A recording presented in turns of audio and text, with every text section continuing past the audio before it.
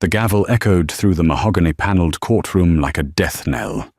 She sat there in a faded navy blazer, staring at the scuffed floorboards, while the judge peered over his silver reading glasses with poorly concealed disdain. Her ex-husband smirked from across the aisle, adjusting his custom silk tie, entirely confident he was about to take their daughter and leave her utterly destitute. To everyone in that room, she was just another struggling nobody, a penniless gig worker begging for crumbs. They were seconds away from finalizing her absolute ruin. Then, the heavy oak doors at the back of the courtroom swung open. The air conditioning in courtroom 302 of the Cook County Domestic Relations Division was broken, but the chill radiating from the bench was more than enough to freeze the blood in Pearl's veins. Pearl Woods sat perfectly still, her hands folded over a cheap, imitation leather portfolio. She wore a tailored but visibly worn grey suit she had bought off the clearance rack at Macy's 5 years ago. Opposite her sat Preston Sterling, a man who had recently sold his mid-tier logistics software startup for a cool $18 million. He looked every inch the self-made tech prodigy. Sharp Brioni suit, a vintage Rolex Daytona gleaming on his wrist, and a posture that screamed invincibility. Next to Preston sat his legal attack dog, Beatrice Montgomery, a senior partner at the ruthless family law firm, Winston and Strawn. Beatrice was known in Chicago legal circles as the Widowmaker, famous for leaving ex-spouses with nothing but the clothes on their backs and crippling legal debt. "Your Honor," Beatrice began, her voice dripping with practiced condescension as she paced in front of Judge Arthur Harrison's bench. "We are here today to finalize the custody arrangement for the minor child, 6-year-old Lily Sterling. My client, Mr. Sterling, is simply asking the court to recognize reality. The reality that Ms. Woods is, quite frankly, unfit to provide the stable, secure, and nurturing environment that a growing child requires." Pearl bit the inside of her cheek until she tasted copper. Unfit.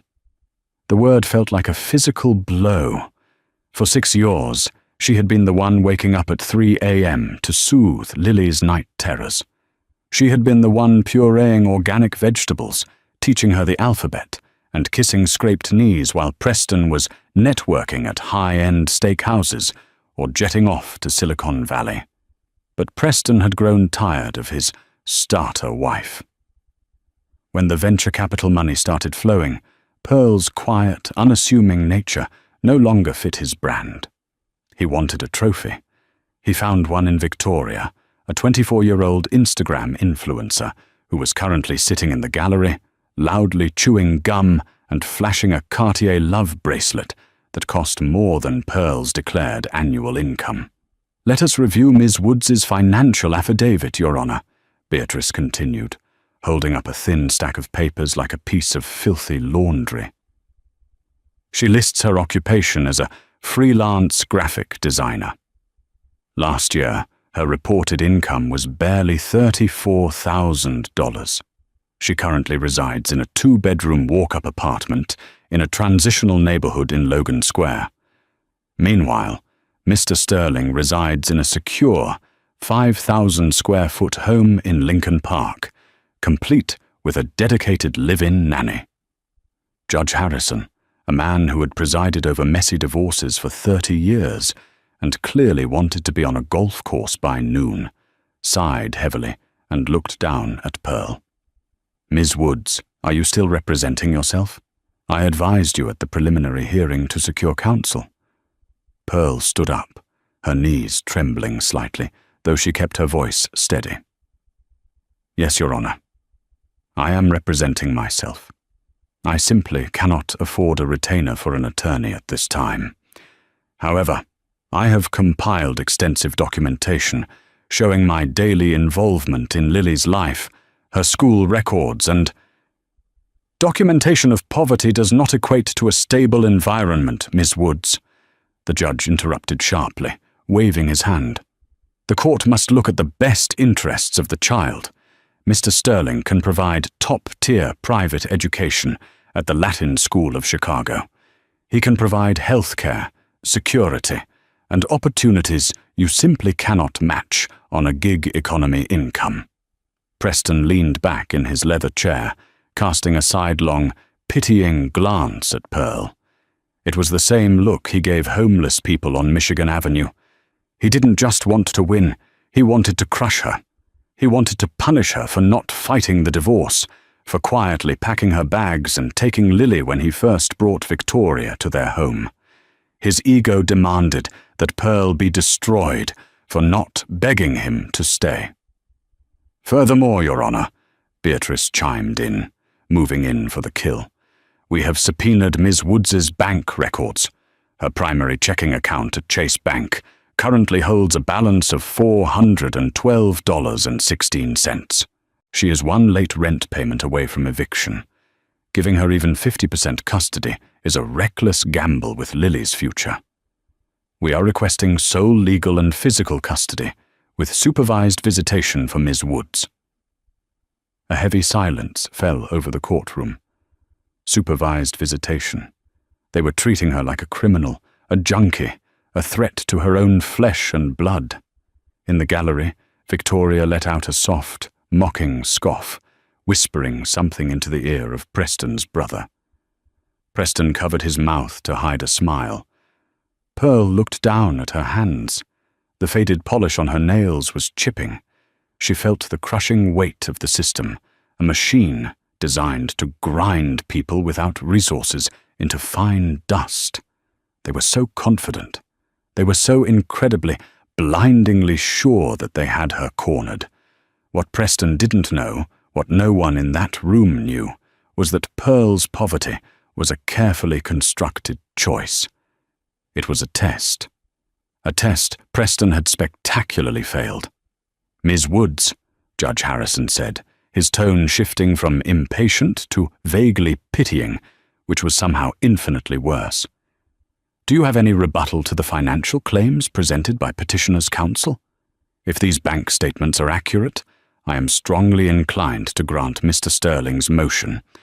The disparity in living conditions is simply too vast." Pearl took a deep breath. She remembered the day she met Preston at a coffee shop near Northwestern University. She had been wearing paint-splattered jeans. He had been an ambitious MBA student.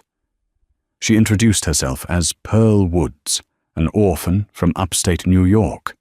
She never told him that Woods was her mother's maiden name, adopted to escape the suffocating, paparazzi-filled reality of being born into the Astor Harrington dynasty. Her grandfather, Silas Harrington, a man whose real estate and private equity empire was worth an estimated $14 billion, had warned her. "Men will look at you and see a vault, Pearl. Find a man who loves you when you have nothing, and you'll have a partner for life." So, she lived humbly, and Preston had seemed to love her, right up until he didn't need her emotional support anymore. When he struck it rich, he discarded her like a worn-out pair of shoes, completely unaware that his entire $18 million net worth was the equivalent of a rounding error in her grandfather's quarterly tax filings. "Your Honor," Pearl said, finding her voice. It rang clear across the stifling room. "Financial wealth is not the sole metric of a parent's worth. Preston works 80 hours a week. He relies on staff to raise Lily. I am there for her. I know she is terrified of the dark. I know she is allergic to red dye." Number 40. Preston doesn't even know the name of her pediatrician. "Objection," Beatrice snapped. "Relevance. My client employs highly capable staff. Ms. Woods's emotional pleas do not change her dire financial insolvency." "Sustained," the judge mumbled. "Ms. Woods, this court isn't going to punish Mr. Sterling for being successful. We are here to determine if you can adequately provide for the child. Based on Exhibit C, your tax returns, you are barely above the poverty line in the city of Chicago." Preston leaned forward, resting his elbows on the table. "Pearl," he said smoothly, playing the part of the magnanimous victor for the court record. "Just give it up. I'll pay for you to have a nice apartment. I'll even throw you a couple of grand a month so you don't have to scrape by on Fiverr making logos. But Lily belongs with me, where she can have a real life. Stop being selfish." The utter audacity of the man was breathtaking. He was trying to buy her off, trying to purchase her daughter with the loose change in his pocket. Pearl looked at him, truly looking into the eyes of the man she had slept next to for 5 years. There was no love there, only ego. He was a small man who had found a little bit of power and was wielding it like a tyrant. "Are you finished, Preston?" Pearl asked, her voice dropping an octave, losing all the timidness she had displayed over the past 2 hours. Beatrice Montgomery bristled. "Address the court, Ms. Woods, not my client." "I am finished reviewing this," Judge Harrison announced, ignoring the exchange and shuffling the papers on his desk. He reached for his gavel. "Given the overwhelming evidence of Ms. Woods's financial instability and Mr. Sterling's demonstrated ability to provide a superior standard of living, I am prepared to rule on the motion for sole custody." Pearl's heart hammered against her ribs. The masquerade was over. She had wanted to win this on her own merits, to prove that a mother's love was enough in the eyes of the law.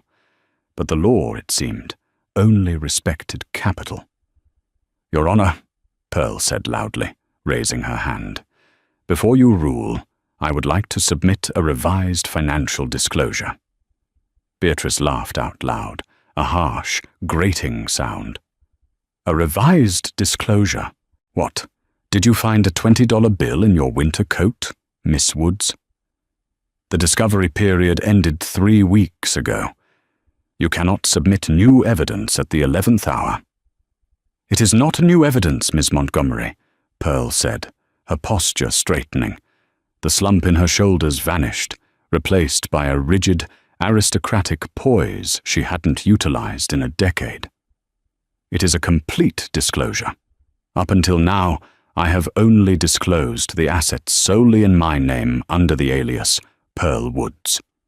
I am now prepared to disclose my full legal identity and my beneficiary status." Judge Harrison frowned, his gavel hovering in the air. "Alias. Ms. Woods, what kind of game are you playing in my courtroom?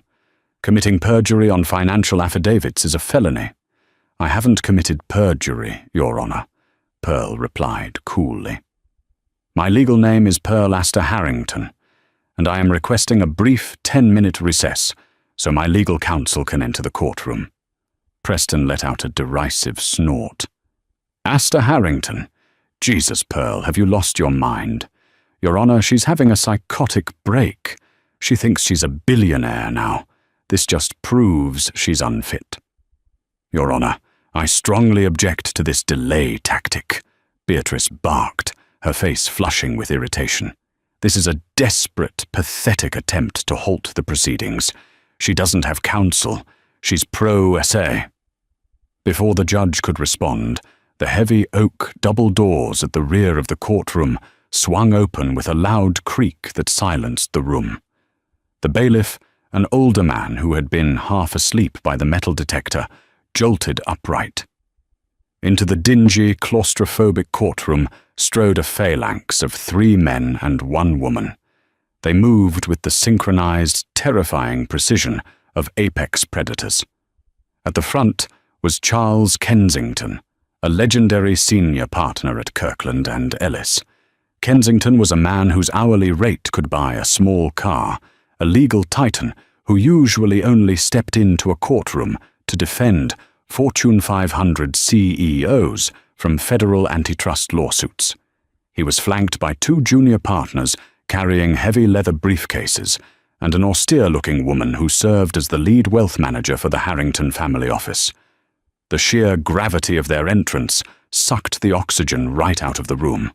Kensington bypassed the gallery entirely, marching past a suddenly pale Victoria and unlatched the swinging wooden gate separating the gallery from the well of the court. "Excuse me," the bailiff stammered, stepping forward. "You can't just barge in here." "Charles Kensington, Your Honor, appearing on behalf of the respondent, Ms. Pearl Astor Harrington," the lead attorney boomed in a baritone voice that commanded absolute obedience. He didn't even look at Preston or Beatrice as he strode to Pearl's table and placed a thick, gold-embossed folder down. Judge Harrison's jaw practically unhinged. He knew who Charles Kensington was. Every judge in Illinois knew who Charles Kensington was. You didn't just hire him, you had to be approved by him. "Mr. Kensington?" the judge said, his voice instantly losing its authoritative edge, replaced by a cautious, bewildered tone.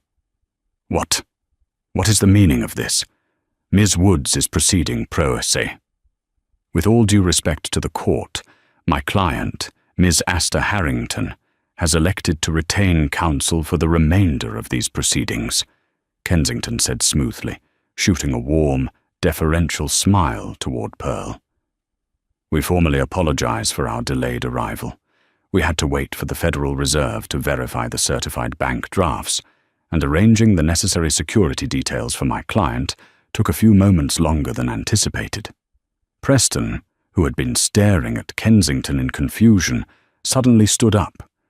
"Security details? What is this joke? Pearl, who are these actors? How much did you pay them on Craigslist?" Kensington slowly turned his head, leveling a gaze at Preston that was so cold it could shatter glass. "Mr. Sterling, I highly advise you to let your counsel speak for you. Though, given the caliber of the arguments presented thus far, I use the term counsel incredibly loosely." Beatrice Montgomery jumped to her feet, her face turning a mottled shade of red. "Your Honor, I object to this entire circus. I don't care who this man is. The discovery deadline has passed. Opposing counsel cannot simply waltz in here and dump a new financial affidavit on the bench." Kensington unclasped his briefcase with a sharp click.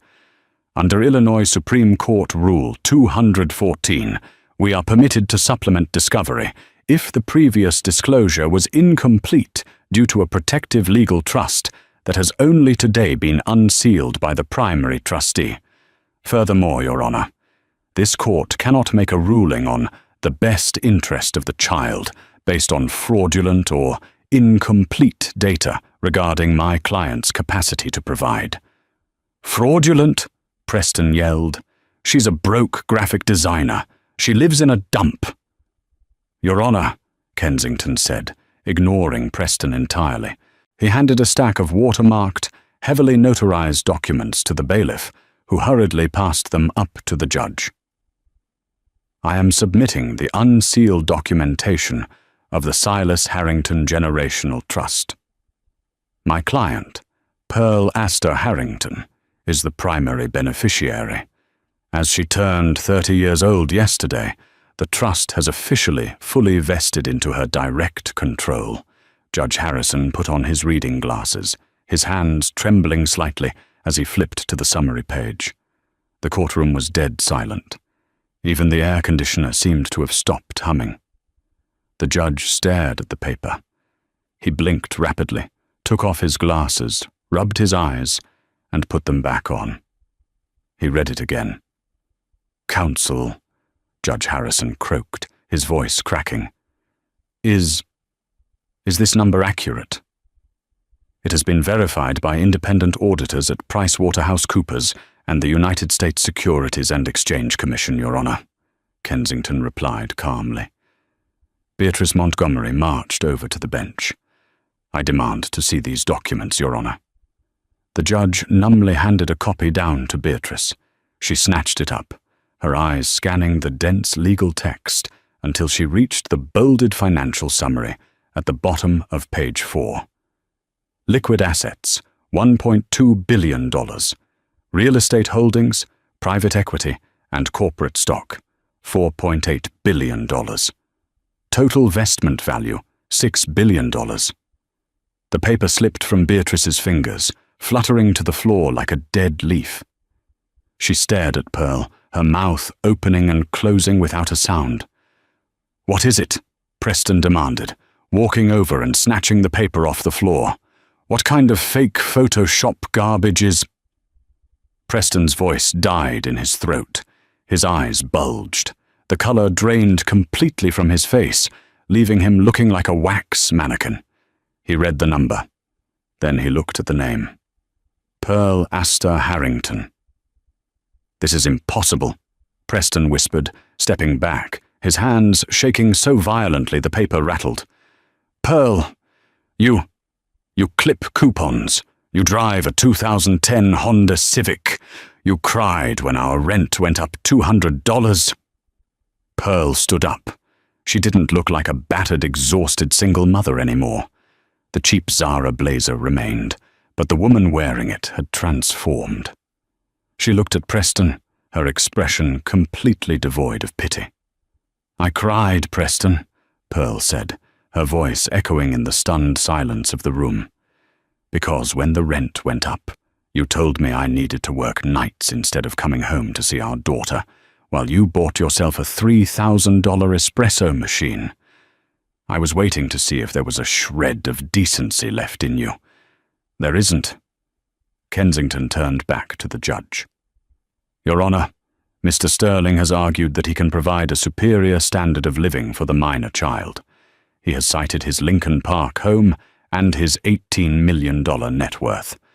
My client, Miss Asta Harrington, currently owns the entire building in which Mr. Sterling's startup operates.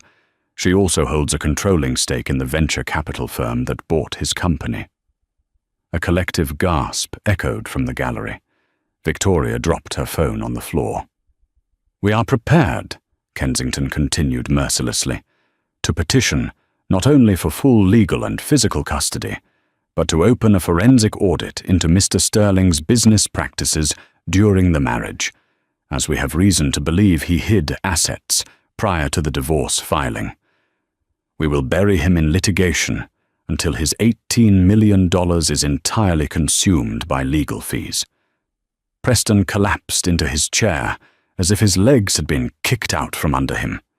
He looked at Beatrice pleadingly. "Beatrice, do something. Object." But the Widowmaker was silent. She knew when she was outgunned. She was a sniper facing down a nuclear warhead. The silence in courtroom 302 was absolute, thick and suffocating. It was the kind of quiet that follows a catastrophic car crash, right before the screaming begins. Judge Arthur Harrison sat frozen, his gavel suspended in mid-air, his eyes darting frantically between the unassuming woman in the clearance rack blazer and the $6 billion in verified assets printed on the heavy stock parchment before him. Beatrice Montgomery, the feared Widowmaker of Winston and Strawn, looked as though she had swallowed a mouthful of ground glass. She slowly backed away from the plaintiff's table, instinctively distancing herself from Preston Sterling. Beatrice billed $1,200 an hour. She did not go down with sinking ships. She certainly did not pick fights with the Asta Harrington family, a dynasty that kept firms like hers on retainer just to handle their municipal zoning disputes. "Your Honor," Beatrice stammered, her typically commanding voice reduced to a thin, raspy whisper. My client was entirely unaware of these circumstances. The financial disclosures provided to my office were based on what Mr. Sterling believed to be true, because he never bothered to look past his own towering ego. Charles Kensington interrupted, his baritone voice slicing through Beatrice's excuses like a scalpel. He didn't even look at her. His eyes were fixed on the judge. My client, Pearl Asta Harrington, adhered strictly to the Harrington Family Trust protocols. Beneficiaries are required to live independently without access to the principal capital until their 30th birthday. It is a safeguard designed to foster character, work ethic, and most importantly, to weed out opportunistic partners. Kensington turned slightly, allowing his gaze to fall on Preston. A test that Mr. Sterling failed with spectacular, almost clinical precision. Preston's face had cycled through pale shock, flushed embarrassment, and was now settling into a mask of sheer, unadulterated panic. He gripped the edge of the mahogany table, his knuckles turning white. "This is entrapment," Preston suddenly shouted, his voice cracking hysterically. He pointed a trembling finger at Pearl. "You lied to me. For 6 years. You let me pay the rent. You let me buy the groceries. You sat there and watched me work my fingers to the bone, building my company while you were sitting on billions. You're a sociopath, Pearl." Pearl did not flinch. She stood tall, the aristocratic posture she had suppressed for years fully returning. "You didn't work your fingers to the bone, Preston. You used the $50,000 my poor, deceased mother left me to seed your first software prototype. Money I gave you willingly, because I believed in you." She took a slow step toward the center aisle. "And when Sequoia Capital finally bought your company for $18 million, what was your first instinct? Did you secure our daughter's future? Did you thank the wife who supported you when you were nothing? No. You moved a 24-year-old into a condo, served me with divorce papers on my birthday, and tried to legally rip my child from my arms by weaponizing my manufactured poverty against me. Your Honor, please, Preston pleaded, turning wildly to the bench. She committed fraud. You can't let her get away with this. She lied to the court on her initial affidavit. Judge Harrison slammed his gavel down so hard the sound cracked like a gunshot. "Sit down and shut your mouth, Mr. Sterling, before I hold you in contempt." The judge took a deep, steadying breath, clearly trying to recalibrate his entire understanding of the universe. He looked down at the documents provided by Kensington. "Mr. Kensington, while I am astounded by this revelation, the fact remains that Ms. Astor Harrington, did submit an incomplete financial affidavit to this court." "Actually, Your Honor, she did not," Kensington replied smoothly, unlatching a second thinner leather portfolio. "If you turn to page 9 of her original filing, buried in the appendices, you will see she listed a contingent future interest in an undisclosed blind trust. It was legally accurate and compliant with Illinois disclosure laws for unvested assets. Mr. Sterling's counsel simply failed to depose her on it, assuming it was a nominal life insurance policy or a modest inheritance." Beatrice squeezed her eyes shut. It was a rookie mistake. She had been so focused on crushing a nobody that she hadn't bothered to investigate the fine print. Malpractice lawsuits had been born from less. "However," Kensington continued, his tone shifting from deferential to outright predatory, "speaking of fraud, we have a much more pressing matter for the court's attention." He pulled out a thick stack of bank records, emblazoned with the logo of Credit Suisse. During the mandated financial discovery period, Kensington announced, Mr. Sterling claimed a net worth of exactly $18.2 million. Yet, my client's wealth management team at Goldman Sachs, utilizing routine forensic accounting measures to prepare for this custody battle, uncovered a series of offshore wire transfers.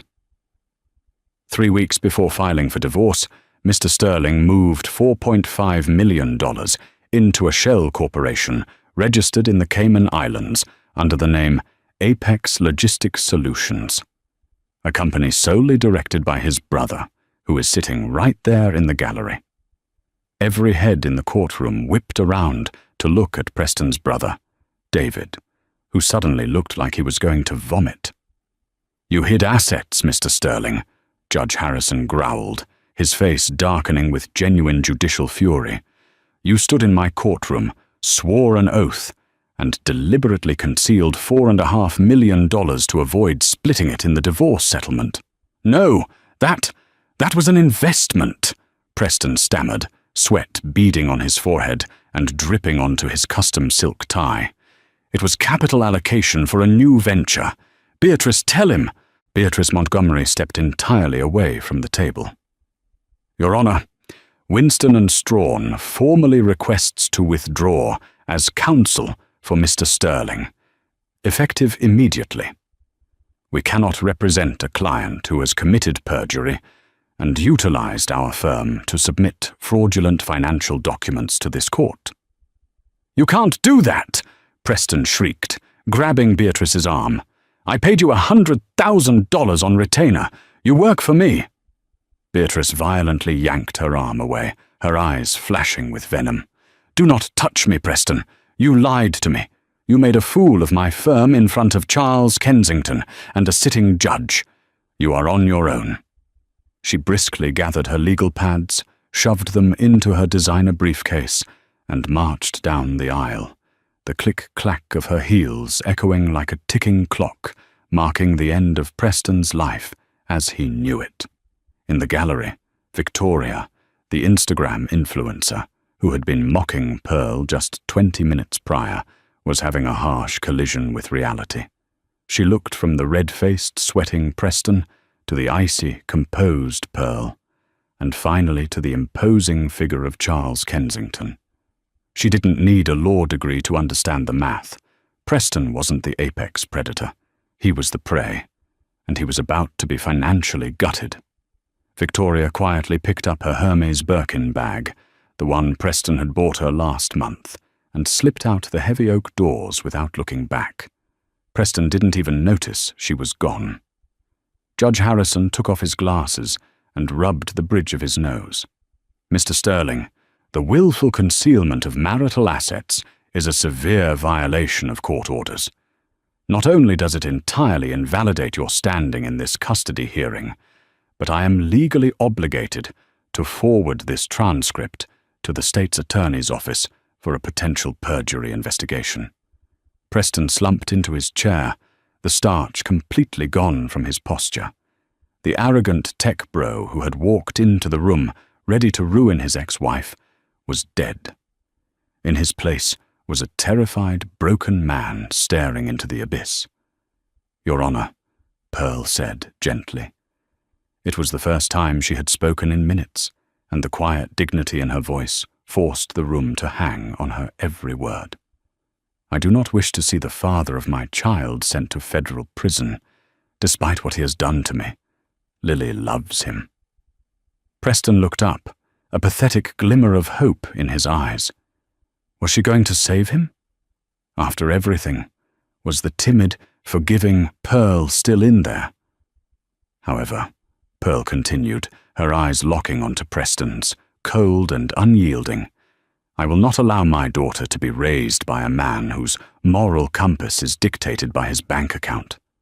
A man who views human beings as disposable stepping stones. She turned back to the judge. I am submitting a revised motion, Your Honor. I am requesting sole legal and physical custody of our daughter, Lily. Mr. Sterling will be granted supervised visitation 2 weekends a month at a facility of my choosing. Pearl, please, Preston begged, his voice breaking. She's my daughter too. You can't take her away from me. You were going to take her from me an hour ago, Preston, Pearl replied, her voice dropping to a harsh whisper that carried through the silent room. You were going to leave me with nothing, smiling while you did it. You wanted to play a game of ruin. You just didn't realize you were playing against the house. Charles Kensington stepped forward, sliding a new document across the table toward Preston.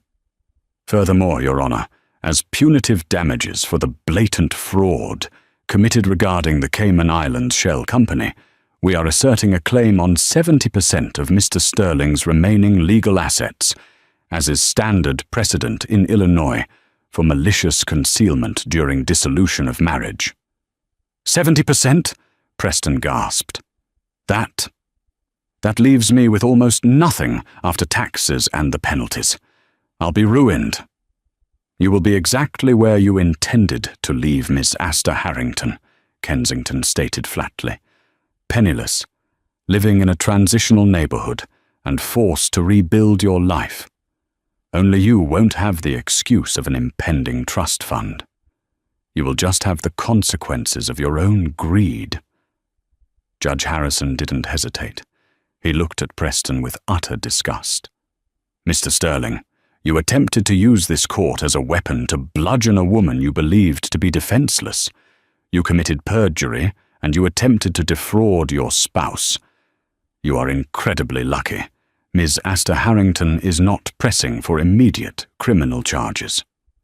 The judge picked up his pen and began aggressively signing the orders Kensington had provided. The court grants respondent's motion for sole legal and physical custody of the minor child, Lily Sterling. Petitioner is granted supervised visitation, pending a psychological evaluation. Furthermore, the court freezes all of Mr. Sterling's domestic accounts pending the forensic audit requested by the respondent's counsel. The gavel came down. This time it wasn't a death knell for Pearl. It was a resurrection. "We are adjourned," Judge Harrison announced. As the bailiff moved to officially close the proceedings, Charles Kensington began quietly packing his briefcase. The two junior partners stood at attention behind Pearl. Preston sat immobilized at his table. He looked over at Pearl. She was no longer the mousy girl he had met at a coffee shop, nor the exhausted mother he had discarded. She was Pearl Asta Harrington, an heiress to an empire, surrounded by a legion of lawyers, untouchable and utterly victorious. "Pearl," Preston whispered, tears finally spilling over his eyelids. "I'm sorry. I'm so sorry. If I had known—" Pearl paused as she picked up her cheap imitation leather portfolio. She looked down at him, her expression a mix of pity and finality. "That is exactly the problem, Preston," she said softly. "You would only have loved me if you had known. And that isn't love at all." She turned her back on him and walked down the center aisle. The heavy oak doors swung open for her, not to a life of poverty and struggle, but to a world of absolute freedom, her daughter waiting for her on the other side. The fallout from courtroom 302 was not merely a defeat for Preston Sterling. It was a systematic, financially catastrophic dismantling of his entire existence. Within 48 hours of Judge Harrison's ruling, the forensic accounting team from Goldman Sachs, operating under the relentless direction of Charles Kensington, descended upon Preston's finances like a swarm of locusts. The injunction froze everything. Preston's platinum American Express cards were declined at a high-end steakhouse in River North, forcing him to leave his Rolex Daytona as collateral just to cover the bill. When he returned to his 5,000-square-foot Lincoln Park mansion, he found the locks changed and a notice of foreclosure taped to the door. In his arrogance, he had leveraged the house to hide more capital in his Cayman Islands shell company. Victoria, true to the instincts of a predator who realizes the watering hole has dried up, vanished entirely. She blocked his number, deleted all their photos from her Instagram feed, and within a week was comfortably installed on a yacht in Monaco, courtesy of a hedge fund manager she had met at a gallery opening. Preston was left entirely alone in a mid-priced hotel near O'Hare Airport, staring at a ceiling stained with water damage, waiting for the legal blows to stop falling. They did not stop. Kensington's audit uncovered more than just the hidden $4.5 million. It revealed a labyrinth of tax evasion, inflated corporate expenses, and fraudulent venture capital pitch decks. The Securities and Exchange Commission, tipped off by the aggressive audit, opened their own investigation. Preston's remaining $18 million, already slashed by the 70% punitive damages awarded to Pearl, was rapidly vaporized by IRS penalties, massive legal fees, and the sudden calling in of leveraged debts. 3 months after he had sat in that courtroom, adjusting his silk tie and smiling at Pearl's impending ruin, Preston Sterling was officially bankrupt. He was forced to take a job as a mid-level back-end developer, at a logistics firm in the suburbs, commuting an hour each way in a leased 2012 Toyota Corolla. He rented a cramped one-bedroom apartment in the exact same transitional Logan Square neighborhood he had once mocked Pearl for living in. Every time he paid his rent, he was painfully aware that the building management company was a subsidiary of Harrington Real Estate Holdings. He was, quite literally, paying rent to his ex-wife. Meanwhile, Pearl Astor Harrington stepped out of the shadows and back into the empire that was her birthright. But she did it on her own terms. She did not move into a penthouse in the city or buy a fleet of exotic cars. Instead, she purchased a sprawling, secluded historic estate in the Hudson Valley of New York, surrounded by hundreds of acres of ancient oak trees and rolling green hills. It was a place where 6-year-old Lily could run freely, safely insulated from the paparazzi and the sycophants who trailed the Harrington dynasty. Pearl retained her grounded nature. She still cooked Lily's meals, she still read her bedtime stories, and she still knew the name of her pediatrician. But now she possessed the armor to ensure no one would ever threaten their peace again. The late autumn sun sank low over the Hudson Valley, casting long, fiery shadows across the manicured lawns of the Astor Harrington estate in Rhinebeck, New York. The property, originally designed in 1898 by the legendary architectural firm McKim, Mead, and White, spanned 400 acres of ancient oak trees, private lakes, and rolling green hills. Inside the sprawling limestone manor, the faint, melodic notes of a Chopin nocturne echoed through the halls. Pearl was sitting at a custom 1920s Steinway grand piano, guiding 6-year-old Lily's small fingers across the ivory keys. To the outside world, Pearl had seemingly vanished from the gritty reality of Logan Square into an impenetrable fortress of generational wealth. She no longer clipped coupons or anxiously checked the balance of her Chase checking account. Instead, her mornings involved conference calls with the Wealth Management Division at J.P. Morgan Private Bank and reviewing real estate acquisitions across 3 continents. Yet, despite the dizzying transition, Pearl remained fiercely anchored. She still woke up at 6 every morning to make Lily's lunch, refusing to farm out the core duties of motherhood to the estate's extensive staff. She knew that wealth could build a house, but only presence could build a home. A heavy, measured knock at the music room's double doors interrupted their lesson. Thomas, the estate's imposing head of security, a former director within the rigid hierarchy of the Pinkerton agency, stepped into the room. He carried a single crumpled envelope on a silver tray. "I apologize for the interruption, Ms. Astor Harrington," Thomas said, his voice a low gravel. The mail screening facility in Manhattan intercepted this. It bypasses the usual legal filters because it was handwritten and addressed to your old alias. I thought you should see it before we incinerate it per protocol. Pearl kissed the top of Lily's head, whispered for her to practice her scales, and walked over to Thomas. She picked up the envelope. The return address was a P.O. box in a notoriously run-down sector of Joliet, Illinois. The handwriting was jagged, frantic, and immediately recognizable. It was from Preston.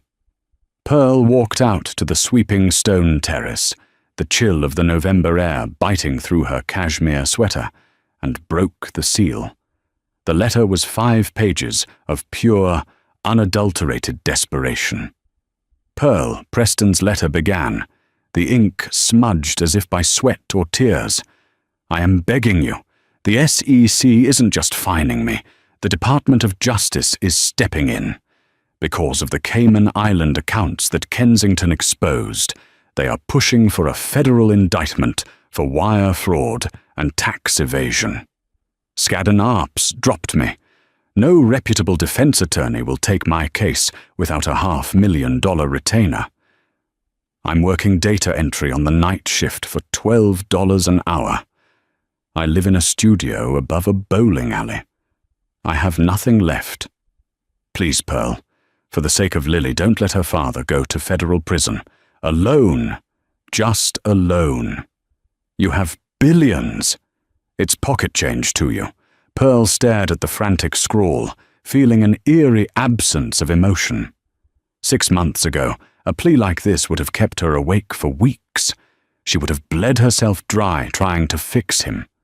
Now, she simply saw the cold, mechanical reality of a predator caught in a trap of his own making. He wasn't sorry for what he had done to her. He was only sorry he was facing the consequences. He had tried to strip her of her child simply because she was poor. He had laughed at her vulnerability. Bad news? A dry, authoritative voice asked from the doorway. Silas Harrington, the 82-year-old patriarch of the dynasty, stepped onto the terrace. He walked with a silver-headed cane, his posture as straight and unyielding as a steel girder. Even in his twilight years, Silas commanded the kind of gravity that made Fortune 500 CEOs sweat. Pearl handed the letter to her grandfather. Silas adjusted his spectacles, reading the frantic pleas with a look of mild distaste, like a man inspecting a spoiled piece of fruit. "He wants a loan to pay for a criminal defense attorney," Pearl said, her voice entirely flat. "He thinks because I am Lily's mother, I will save him from the Department of Justice." Silas chuckled, a dark, rumbling sound that seemed to vibrate in his chest. "The arrogance of mediocre men never ceases to amaze me. He believes your empathy is a weakness he can still exploit, even from the gutter." Silas folded the letter perfectly in half and handed it back to her. "What will you do?" "Nothing," Pearl replied, her gaze fixed on the horizon. "When I sat in courtroom 302, I realized that if the roles were reversed, Preston wouldn't have thrown me a life preserver.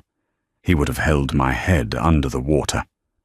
I am not going to drown him, but I am certainly not obligated to teach him how to swim." Silas smiled grimly, tapping his cane against the flagstones. "Good, because I have a confession to make, Pearl. I wasn't entirely passive during your little social experiment in Chicago. When Charles Kensington initiated the asset freeze, I had the family office purchase the leveraged debt on Mr. Sterling's Cayman Island Shell Company through a proxy firm in London." Pearl turned to him, her eyes widening in surprise. "You bought his debt? Why?" "To ensure it could never be discharged in a standard bankruptcy," Silas said smoothly, his eyes flashing with a ruthless, predatory intellect. "Even if the federal government lets him out of prison in 10 years, he will owe the Harrington estate millions in default penalties. I wanted to guarantee that the man who tried to steal my great-granddaughter would spend the rest of his natural life waking up every morning, owing us his very existence. No one strikes at this family and walks away." A shiver ran down Pearl's spine. It was a stark reminder of the terrifying power she now wielded. It was the Harrington way, absolute, calculated, and terrifyingly thorough. But while Pearl appreciated her grandfather's brand of scorched earth justice, she knew she had a different calling for her wealth. "I appreciate the insurance policy, Grandpa," Pearl said softly, tearing Preston's letter precisely into quarters and dropping it into the terrace's heavy bronze fire pit. "But I have my own plans for the capital, and I need Charles Kensington in New York by tomorrow morning."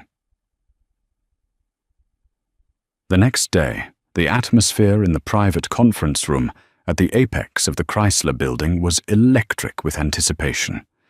Pearl sat at the head of a massive, polished mahogany table, flanked by Charles Kensington and a dozen of the most ruthless, brilliant legal minds from firms across Manhattan and Washington, D.C. She wore a sharply tailored midnight blue Tom Ford suit, her hair pulled back into a severe, elegant chignon. She was no longer playing defense.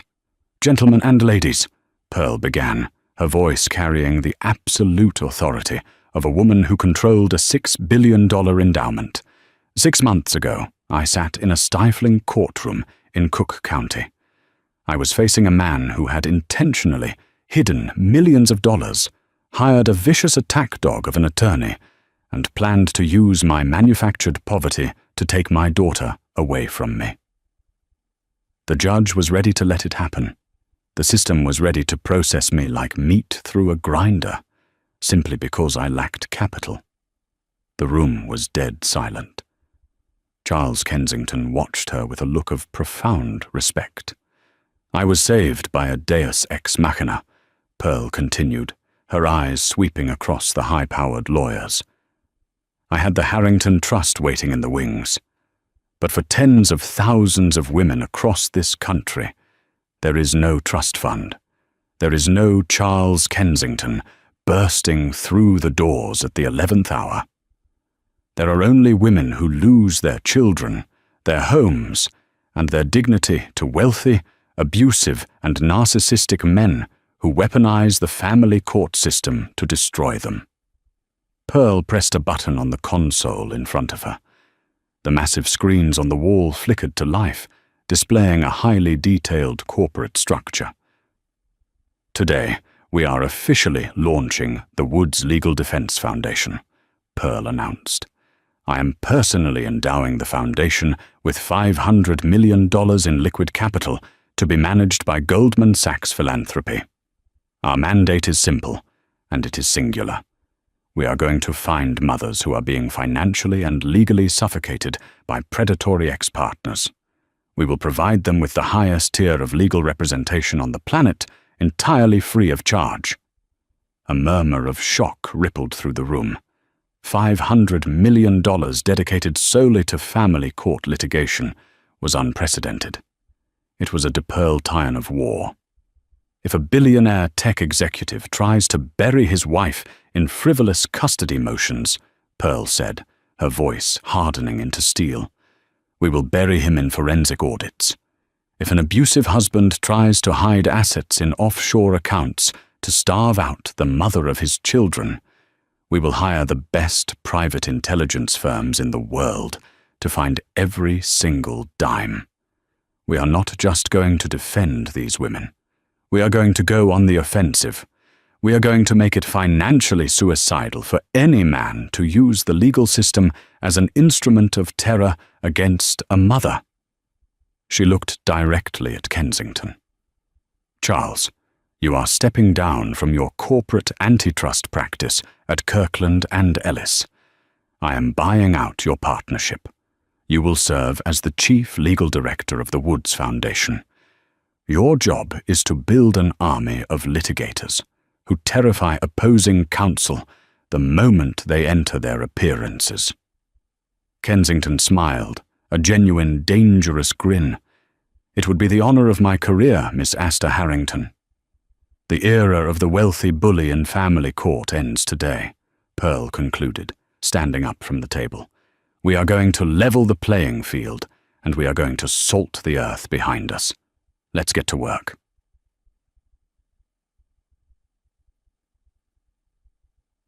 Months later, back at the Rhinebeck estate, Pearl sat by the edge of the private lake, watching the sunset paint the water in shades of violet and gold.